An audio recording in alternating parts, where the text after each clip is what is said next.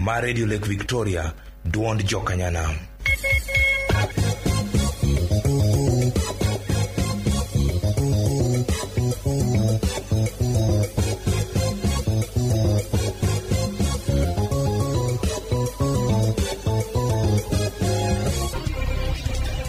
Weche manyien Radio Lake Victoria gi Zakari Kabolo.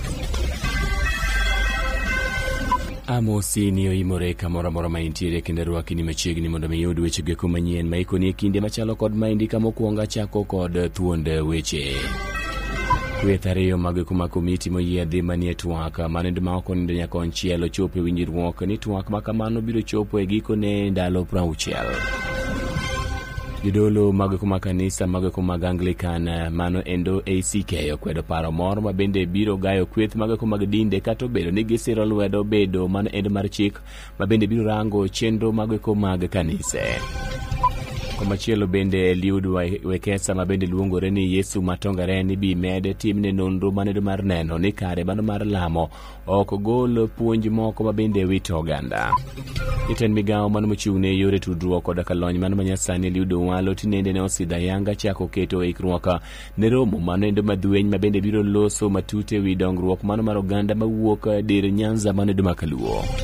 Weche magweko ma bende timore counties makaluo mabei jariemb taxi more county nendo sani korne ndi bando ratiche kalore kod monj ma bende ne omonje godo kapok bende jaode ne ochwe mitane obambi kod jonjore moko makwan gi Roma 7. To kod bende pinje magweko ma oko e kinde ma bende lalruok manendo mar tieko lweny dhi nyime piny manendo ma Sudan.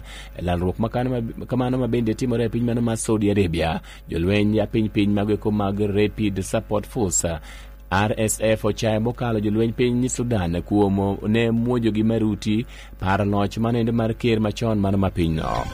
Mago to kod mamoko bura kama nade ma intie rwakini machiegni mondo mi achiel kachiel yud weche gi kakoro ntamigi kod ng'iendgi. Mar Radio Lake Victoria, duond Jokanyanam. Kweth ariyo magweko mag komiti moyiedhi manie twak mane endo ma ok onindo nyaka konchiel madhombo godendo kaka bipartisan talks ochopo e winjruok ni twak ma kamano endo biro chopo e gikone e ndalo 60.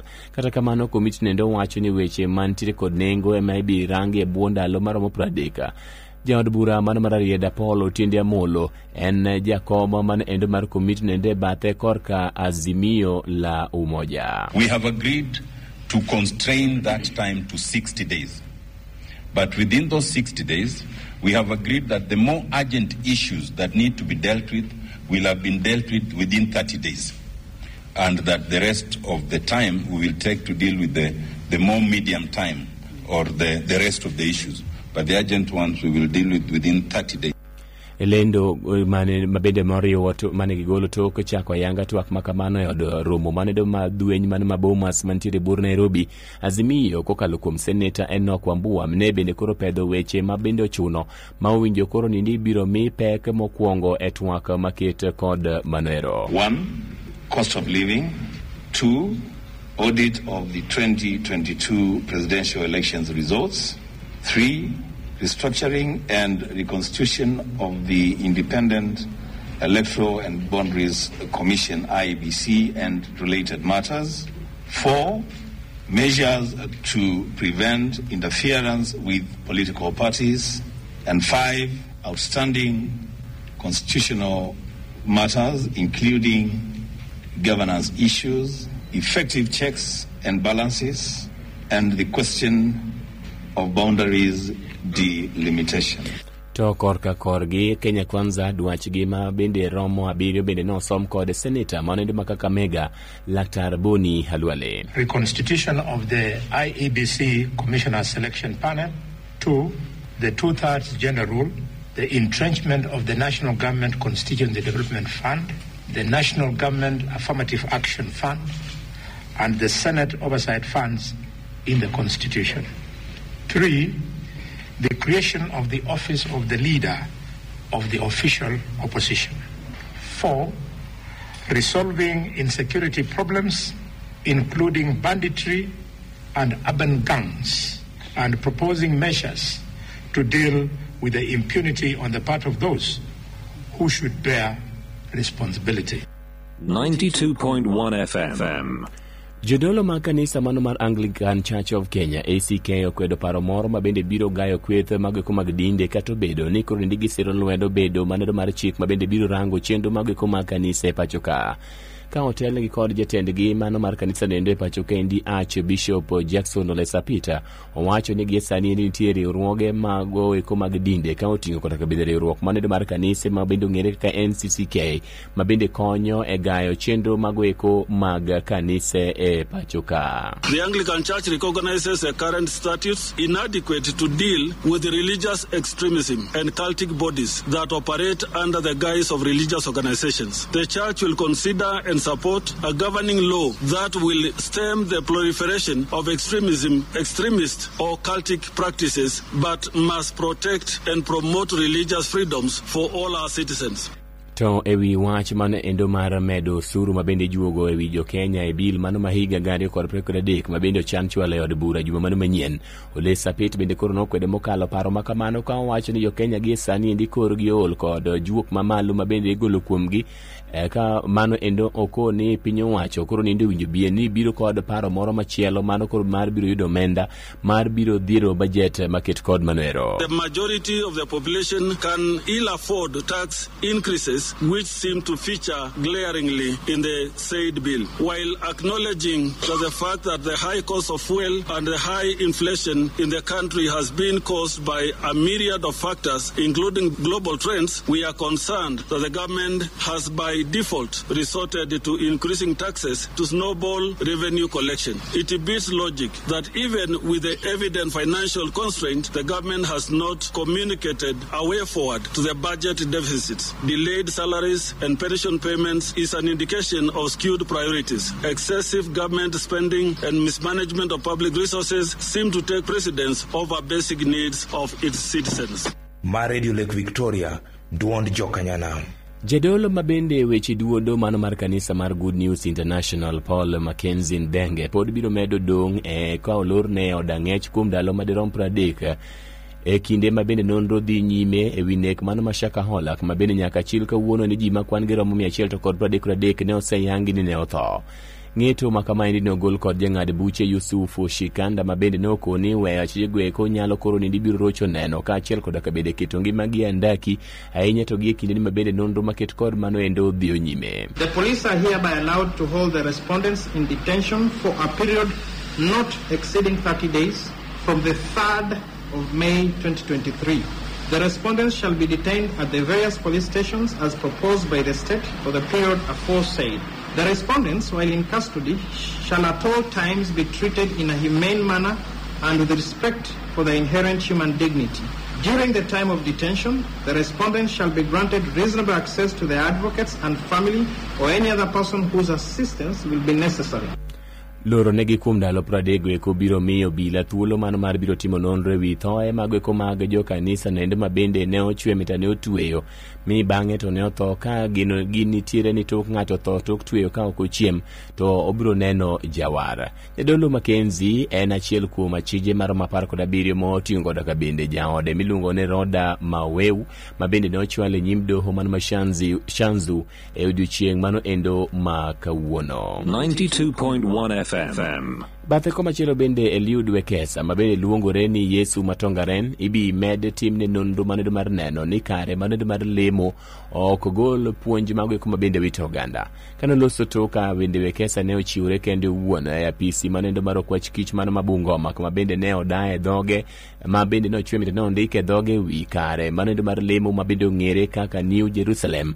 Komanda mano mar obila Mabungoma Francis Kooli ne owacho ni koro niendi Wekesa ni thuolo kata obedo ni koro nonro to koro ni ndio sechak timo kendo bedo dhi nyime. Sisi tuna kitu ya mwanzo ni kuangalia kumsikiza huyu ndugu. Baada ya kumsikiza ndio hapo sasa kutakuja na masuala ya kipolisi na kisheria, tutamuoji kulingana na hizo njia. Kama kuna ufunjaji wa sheria tutamuelezea pia kulikuwa na ufunjaji wa sheria. Lakini wakati huu siwezi kusema kwamba kumekuwa na ufunjaji wa sheria kwa sababu tayari ni mahojiano. Katika nafasi hii ya mahojiano au utakuja kusema kwamba amefunja sheria.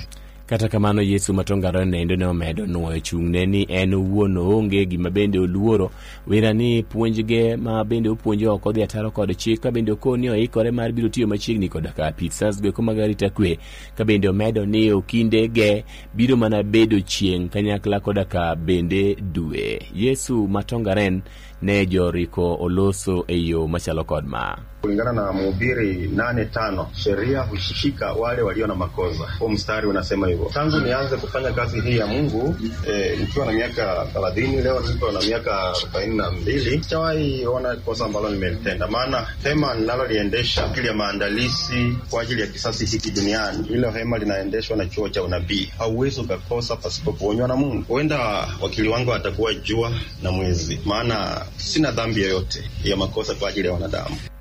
Radio Lake Victoria, duond Jokanyanam.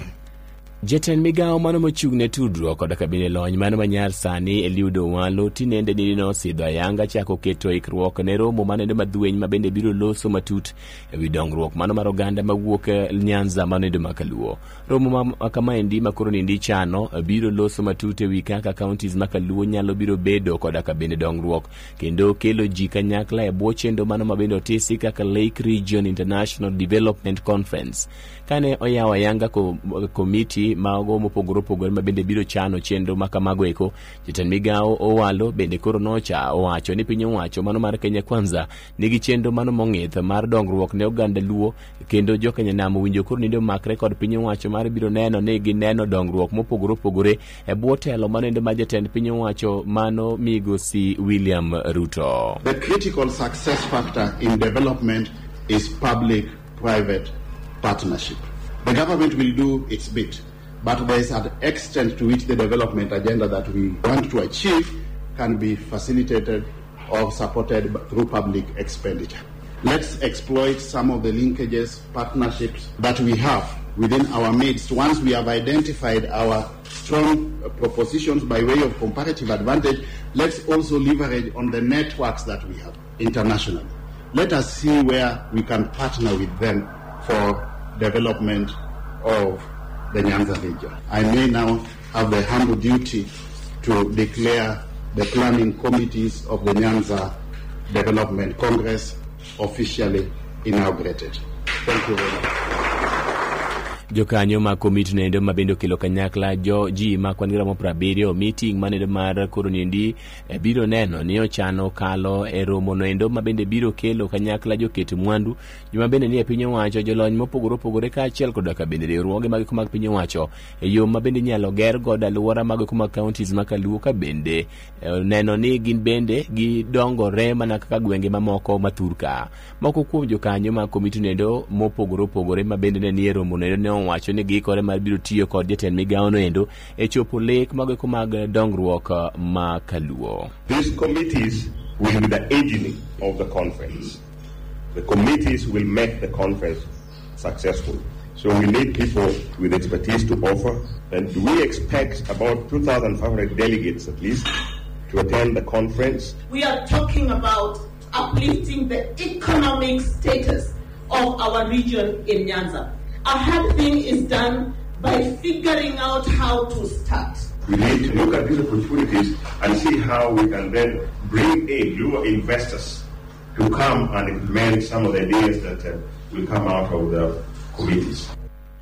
Romo no ende ne obagi magama no Methodist Resort mantiere buore Nairobi. Ma and Radio Lake Victoria, which 92.1 FM. Weche gimbod medo biro ni achiel kachiel kale nyaka londo mari migeno Radio Lake Victoria banki ne machuo kaduo kod weche mamoko ma bende timore e gwenge makaluo koda ka bende pinje magweko maoko. Imedo winjo weche manyien e nyaka londo ma Victoria gi Zakari Kamodi. Homa Bay, jariemb taksi moro e kaunti ma Homa Bay sani koro nindi bandho ratiche kalore kod monj ma bende ne omonje godo kapok jaode ne bende chwemita ne obambi. Jonjore maromo 7 ma bende ne umo wengegi wachore ni ne omonjo par jariemb taksi nendo kar saa 8:30 manendo maro di wuor mane piny rugodo kawuono niendi mi gigoye kod ligangla mano endo madika. tok ne monje ne gidonjo kuom jaode mabende ne gichwe ne gibambo kapok bende ne gikwalo simbe ariyo mag kumago ng'we yamo kanyakla koda ka bende omenda makwane romo shillings gana dek to kod 900. Jariemb taxi nendo manyinge oyangi ka Samuel Ayo koda ka bende jaode ne koro niendi nie kar thieth mano ma Homa Bay County Referral Hospital kama bende gidhi nyime kod yudo thieth. Ruoth manendo marujo Bob Lango onowacho ni gimakore machiegni koda ka bende obila timo nonro ewi tim makoch maket kod mano kama bende jogo mabende ichich no timo tim nendo koro niendi idwaro ni tie mar koro niendi gindhigi kendo bende bikawo ne ondamo mager mano endo mar chika. Wenyo inyo toke nogo chuma toke gi kama nipat bende ka nogo mikuoki kata jaode bende no inyore ke jogo nodwanye kata kamano setere VCT center nodo setime gitimo thieth sana. To wang'e jogi to kwaneno to en something ma okonya wacho ni just abnormal crime, chalo planned crime nikech jogo okwalo gimoro jogi bende wacho ni jogi wacho ne gini nogoron wabwani koro nyiso ni en joma ni samo gichuki kode kare dwa dwoko mirima moro samo ging'eyo koro nwagombo ni ka osa hospital to gi police biro lowe maluto mondo ng'e ni to ang'o motimo. 92.1 FM. E kaunti ma Migori ni ng'at achiel ne otho tok nyamburko maromo 4 ne yudo masira manene mar apaya e boma mano endo ma Migori. Lori moro ma bende ne oting'o kuoyo brege ne oriko chote kinde ma bende ne ohawo chuny boma mano ma Migori ka ochomo gwenge ko mag Sirare ka owuok yo Kakrao kapok bende ne omuomore kuom nyamburko ma bende ne oyienge bath apaya ka achiel koda ka bende wuoth kanyakla koda ka bende apiko mane nitiere genga paya. Jatend obila mano ma kaunti mar Migori Mark Wanjala ne bende yango ni ng'at achiel nendo ne otho e kinde ma bende ne ireto kode kar thieth ka ji mamoko maromo 11 ngimagi ne nitiere kama rach ka bende ne ochwalgi e kar thieth mano ma Migori County Referral Hospital. Masira ma kama ne otimore mana koa ondamo moko manok kende ka owuok kama bende masira moro machielo ne riko timore mane oweyo ka lori bende ne ochwe mitane omuomore kuom ji mi onego ji ma kwan gi romo 8 e kinde nyasi magweko mag Pasaka e dwe mano endo ma okalo. Ma Radio Lake Victoria, duond Jokanyanam. Kwadhi e weche magweko ma bende timore e pinje mago maoko e piny manendo mar Sudan adhi nyaka e boma ma Khartoum. E kinde ni mabende lalruok mano mar tieko lweny mabende dhi nyime e piny Sudan dhi nyime e piny mano mar Saudi Arabia. Jolweny magweko mag piny ma ong'ere kaka Rapid Support Force kata RSF ochayo mokalo jolweny magweko mag piny Sudan kuom ne muojo gi maruti par loch machon manendo mar ker mar mapinyno. Jolweny magweko mag Sudan kata kamano kwedo mokalo weche mag kweth mobalo geko kata obedo ni jodak magweko mabende dak e boma maduong' mano ma Khartoum to wach ne gibedo joneno kaka ne imuojo gi maruti par loch nogo mar ker machon. Kweth noendo mar RSF wacho ni gibiro chulo kuoro kuom jolweny gweko mag piny Sudan. Jawinjo nagi weche ogogo mabende wuok e piny Sudan mochopo e giko mi weche manyien kata kamano kapok atiyo gi chuth ber yiena kenda dol gi yonendo mapuot. Kweth ariyo mag kuma komiti moyiedhi manie twak manendo ma okonde nyakonchiel koro nindo chopo e winjruok ni twak ma kamano biro chopo e giko ne ndalo 60. Jodolo ma kanisa mag ACK kata Anglican okwedo paro moro mabende mar koro biro gayo kweth mag dinde kata bedo ni koro nito gisiro lwedo bedo manendo mar chik mabende biro rango chenro mag kanise. Eliud Wekesa ma ong'ere ka Yesu Matongaren koro nindi bi med tim ne nonro manendo mar neno ni kare mano mar lamo ok gol puonj moko mabende wito oganda. Kaunti Homa Bay jariemb taxi moro e kaunti nendo sani koro nindi bandho ratiche kalure kod monj mabende omonje godo kapok jaode bende nochwe mite no bambi e ode. Kod bende piny mano endo mar Sudan e kinde ni mabende lalruok mar tieko lweny dhi nyime e piny mano endo mar Saudi Arabia. Jolweny mag piny piny mong'ere ka Rapid Support Forces kata RFS ochayo mokalo jolweny mag piny Sudan kuom ne muojo gi maruti par loch manendo mar ker ma piny nendo machon. Giko weche manyien jonyo na erokamano kuom ne miya iti thuolo nodo duto mane yude weche manyien gi kie yor nendo ma adimba ibedo kod otieno mano endo ma jabera. Mago ne weche manyien e nyakalondo ma Victoria, duond Jokanyanam, ondamo 92.1 FM gi Zakari Kamodi.